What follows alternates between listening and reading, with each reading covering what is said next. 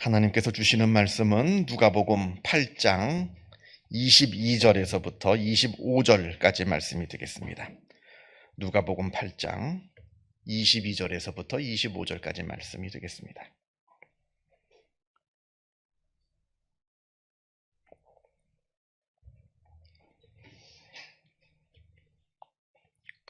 누가복음 8장 22절에서부터 25절까지 말씀 같이 한 목소리로 읽겠습니다. 하루는 제자들과 함께 배에 오르사 그들에게 이르시되 호수 저편으로 건너가자 하시매 이에 떠나 행선할 때에 예수께서 잠이 드셨더니 마침 광풍이 호수로 내리침에 배에 물이 가득하게 되어 위태한지라 제자들이 나와 깨워 이르되 주여 주여 우리가 죽겠나이다 한데 예수께서 잠을 깨사 바람과 물결을 꾸짖으시니 이에 그쳐 잔잔하여 지더라. 제자들에게 이르시되 믿음이 어디 있느냐 하시니 그들이 두려워하고 놀랍게 여겨 서로 말하되 그가 누구이기에 바람과 물을 명함에 순종하는가 하더라. 아멘. 오늘 본문부터 예수님의 기적 이야기가 쭉 나옵니다. 오늘은 이제 첫 번째로 예수님께서 갈릴리 호수를 잠잠케 하신 그 내용이 오늘 본문에 나옵니다. 갈릴리 호수는 이 성서 지리적으로 볼 때 산에 둘러싸여 있는 호수입니다. 주변에 산들이 제법 높은 산들이 이렇게 둘러싸여 있어요. 그래서 바람이 이제 가끔 이렇게 호수 쪽으로 몰아친다고 합니다. 그래서 호수임에도 불구하고 마치 바다처럼 큰 회오리 바람도 일고 뭐 큰 풍랑도 일기도 하고 그런 아주 좀 거친 호수라고 합니다. 이제 이날도 이제 큰 풍랑이 몰아치는 그러한 이야기인데 오늘 말씀을 보게 되면 22절에 예수님께서 제자들에게 호수 건너편으로 가자 이렇게 이제 그쪽에 하나님의 말씀을 증거하기 위해서 가르치시기 위해서 호수 반대편으로 이제 가시는데 예수님이 배를 타고 가시는 도중에 이제 잠이 드셨습니다. 그런 와중에 큰 풍랑이 이제 호수에 일게 된 겁니다. 그래서 호수가 단지 뭐 이게 조금 바람 세게 불고 정도가 아니라 보니까 큰 회오리 바람이 일어난 것처럼 배에 물이 아주 그냥 가득 들어차는 파도가 막 들어와서 배에 물이 막 가득 차게 되는 그러한 상황에 이르게 되었다 말합니다. 제자들이 놀랐어요. 이 제자들은 어부들입니다. 어부들이 한두 번 봤겠어요, 이 풍랑을. 그럼에도 불구하고 아주 놀란 겁니다. 죽게 되었다 생각이 들어서 예수님을 막 깨웁니다. 근데 예수님도 참 대단하신 게 그렇게 풍랑이 부는데도 예수님은 그냥 계속해서 잠들고 계셨어요. 아마 모르겠어요. 뭐 진짜 골아 떨어지신 것인지 피곤하셔서 아니면 아시면서도 그냥 잠자는 척 하신 것인지 제자들이 어떻게 하신 건지 어떻게 하려는지 보시려고 잠자는 척 하신 건지 그건 모르겠습니다만 어쨌든 이제 제자들은 너무 놀래가지고 예수님을 막 급하게 흔들어 깨웁니다. 자, 24절을 보게 되면 제자들이 나와 깨어 이르되 주여 주여 우리가 죽겠나이다 한데 예수께서 잠을 깨사 바람과 물결을 꾸짖으시니 이에 그쳐 잔잔하여 지더라. 그렇게 온 세상을 다 집어삼킬 것 같은 그 무서운 풍랑이 예수님께서 딱 일어나셔서 그들을 꾸짖으시니까 그냥 순식간에 싹 잠잠해지게 되었다 하는 이야기가 나옵니다. 그러면서 예수님께서 제자들에게 이르시되 25절을 보면 제자들에게 이르시되 너희 믿음이 어디 있느냐 이렇게 말씀하시는 겁니다. 왜냐하면 제자들은 예수님의 기적을 여러 번 봤거든요. 지금까지. 예수님께서 베드로가 이제 물고기 잡는 그 놀라운 기적도 보게 하시고 죽은 사람도 살아나게 하시고 병든 자도 살아나게 하시고 예수님께서 하시는 그 놀라운 기적들을 제자들은 수도 없이 봤습니다. 그러면 이제 믿어야죠. 그죠? 그쯤 됐으면 아무리 큰 풍랑이 인다 할지라도 이 배에 지금 예수님께서 함께 타고 계시는데 이 배가 무슨 일이 있겠느냐 하는 그 담대한 믿음이 이쯤 되면 있어야 되는 거 아니냐라고 하는 겁니다. 자, 이제 우리도 이제 그런 거예요. 우리도 보면 신앙생활을 오래 하면서 나름 하나님을 많이 경험합니다. 내가 하나님께 기도했더니 하나님께서 그 기도를 들어주시고 또 하나님께서 나를 지켜주시고 인도하여 주시고 하는 그 하나님에 대한 경험들을 우리는 수도 없이 하면서 아주 수십 년 이 믿음 생활을 해왔습니다. 그런데 문제는 새로운 문제가 다가오면 내가 언제 그러한 경험들을 했느냐 하는 것처럼 완전히 다 잊어버리고 또다시 불안해하고 또다시 두려워하는 것이 우리의 모습이다라고 하는 겁니다. 제자들도 마찬가지였던 거예요.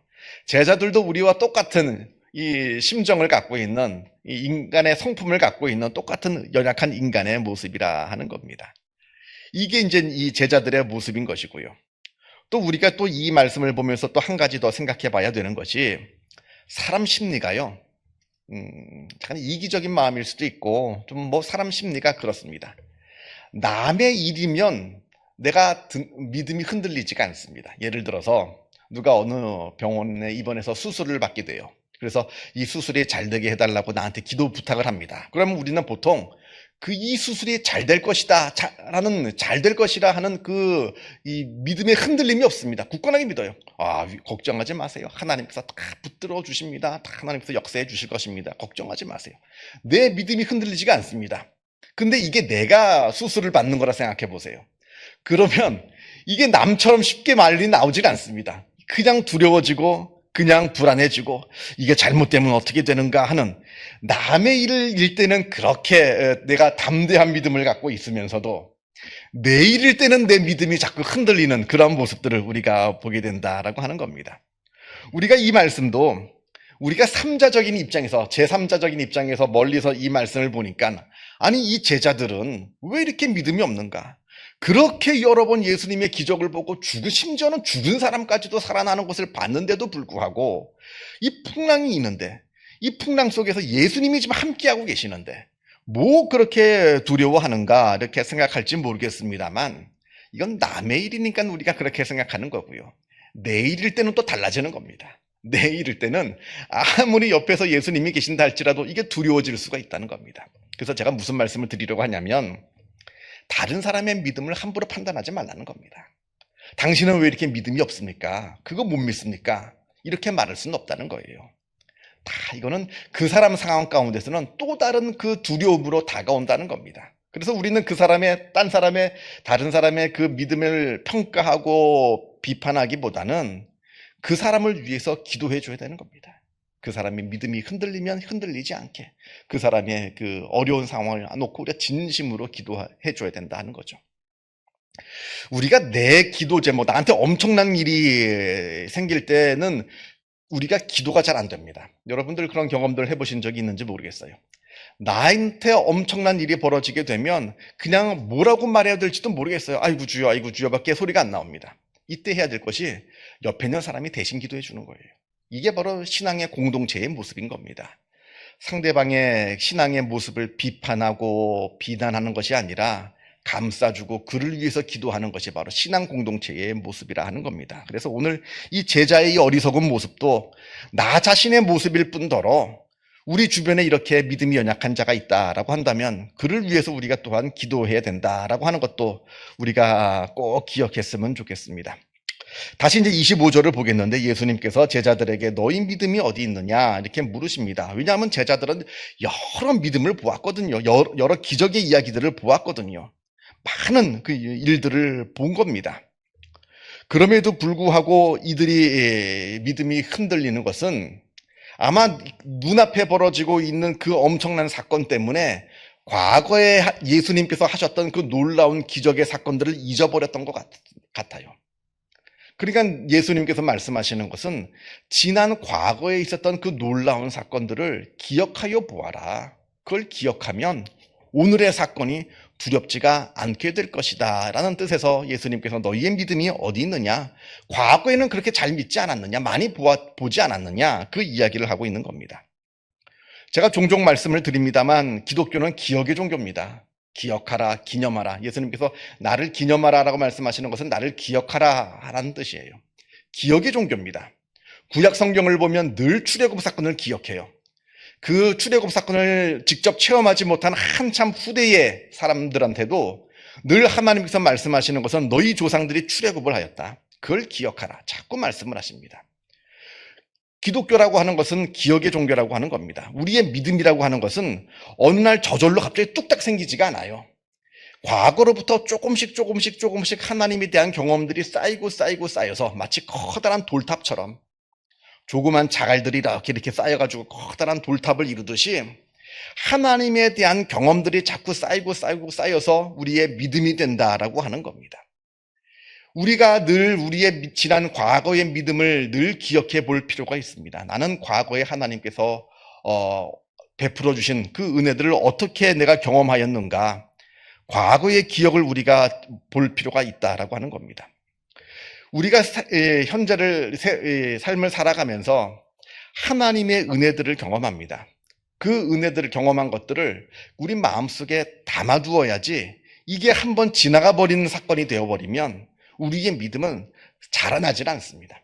그래서 우리가 아주 별것 아닌 거라도 순간순간마다 하나님을 경험하였다라고 한다면 그 경험한 사건들을 우리 마음속에서 계속해서 쌓아 놓아야 그게 내 믿음이 되는 것이지, 그냥 하나님을 경험하고도 그냥 흘려가고 하나님을 경험하고도 흘려가고 한다면 내 믿음은 자라나지 않는다는 겁니다. 아마 이 제자들이 그랬던 것 같아요. 예수님을 따라다니면서 그 많은 경험들을 했음에도 불구하고 그 기억들을 잘 보관해 놓지 못했던 것 같습니다.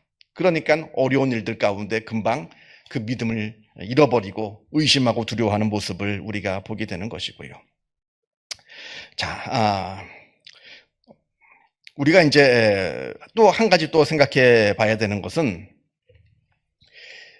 왜 하나님은 우리를 지켜주시는데, 예수님께서 풍랑을 잠잠케 하셨잖아요. 아예 풍랑이 처음서부터 생기지 않게 하지는 않을까? 왜 풍랑이 난 다음에 이 풍랑을 잠잠케 하실까? 왜 하나님은 우리한테 처음서부터 고난을 주시지 마시지? 왜 고난이 온 다음에, 그런 다음에 그 고난을 해결해 주시는가라고 하는 생각을 품을 수가 있습니다. 이 말씀을 보면서 생각하는 거죠. 왜 하필 풍랑이 아예 안 불게 하면 될 것이지, 왜 풍랑이 불게 해서 제자들을 이렇게 힘들게 만드시는가라고 생각해 볼 수가 있다라고 하는 것인데, 하나님께서 이렇게 우리한테 고난을 주시는 이유는 우리가 하나님을 만나게 하기 위해서입니다. 하나님을 만나게 하기 위해서. 우리가 세상을 살아가면서 좋은 일도 만나고 어려운 일도 만납니다. 그 가운데 우리가 무엇을 만나야 되냐면 하나님을 만나야 되는 거예요.